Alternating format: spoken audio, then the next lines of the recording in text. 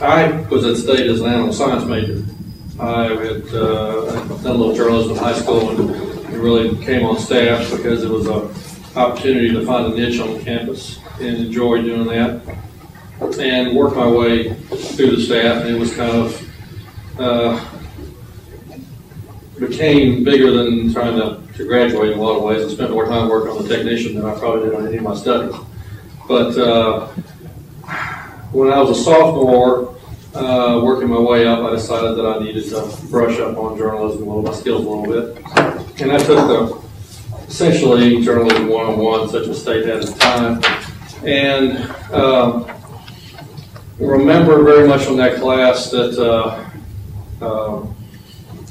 there were 15 or 20 students in there, 2 or 3 staff members who were there, and basically the technician at that time was kind of used as an example of what not to do, and was held up to a certain level of ridicule and so forth, and that bothered me at the time because those are the students that we needed to have in the staff. And as I continued to work up through the staff and work my way to become an editor, Ed was something that I knew we needed to improve on, because ultimately in any form of publication, communication, no matter how glitzy you do it or whatever bells and whistles, the quality is of the level of writing.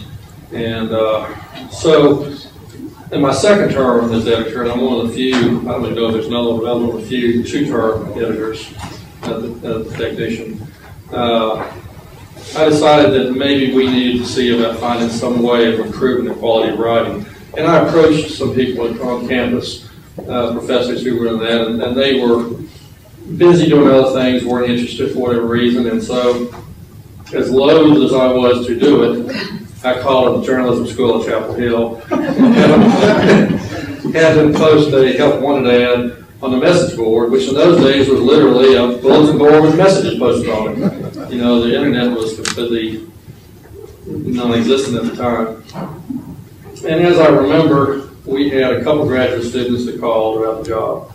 And they were basically looking at it as a job. They were, you know, making a little money on the side.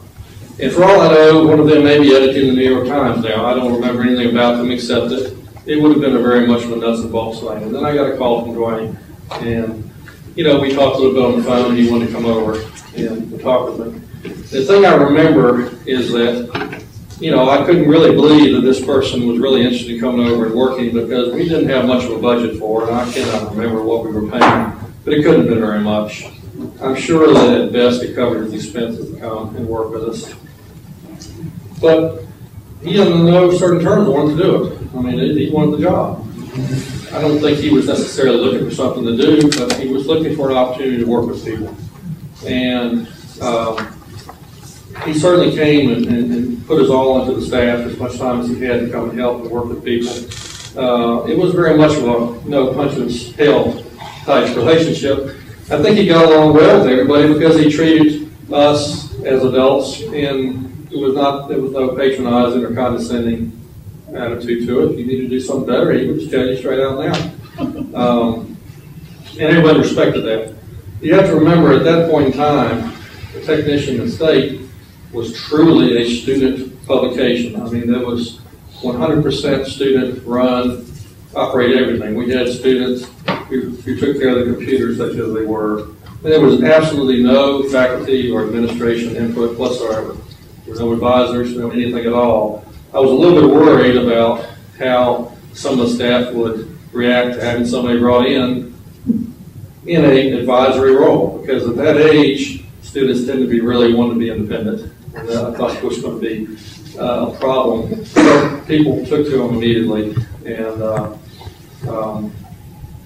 I think one of the things that impressed me was that he really saw that at a school like NC State that doesn't have a journalism school, he thought there was a lot of potential for future journalists, because he felt like it really improved the level of journalism if the writer had some background in the area of expertise they were covering, as opposed to just being a strict journalist.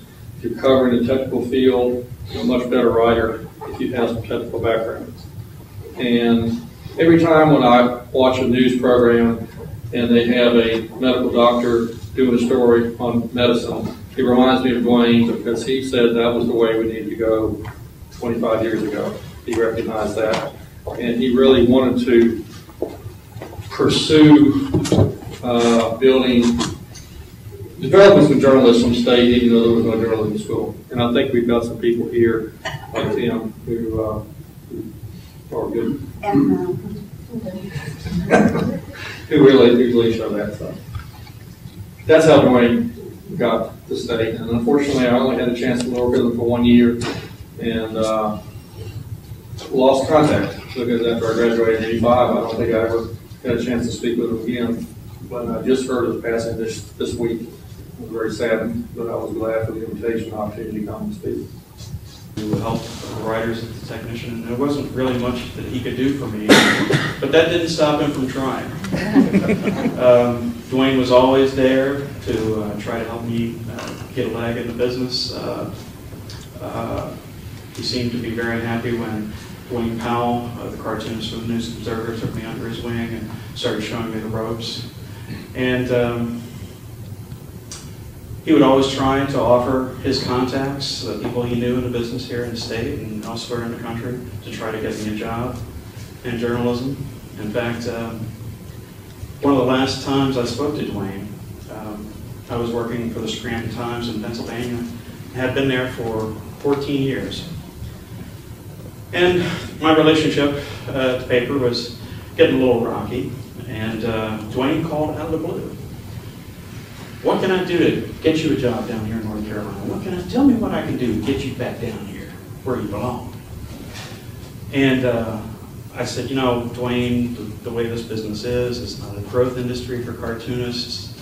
I'm lucky to have a job. I'll be lucky to hold on to it. That's pretty much the way we all feel in this business. But that didn't stop him from offering to make some calls and see what he could do. A year later, when it was time for me to leave Scranton, I called the same number that I'd gotten for Dwayne and spoke to Judy on the phone, and that's when she informed me that he had been institutionalized maybe a month before that time. And I was just floored, because a year before he had called me, and as far as I could tell, he was the same old Dwayne I knew from the 80s when he worked with us as a technician.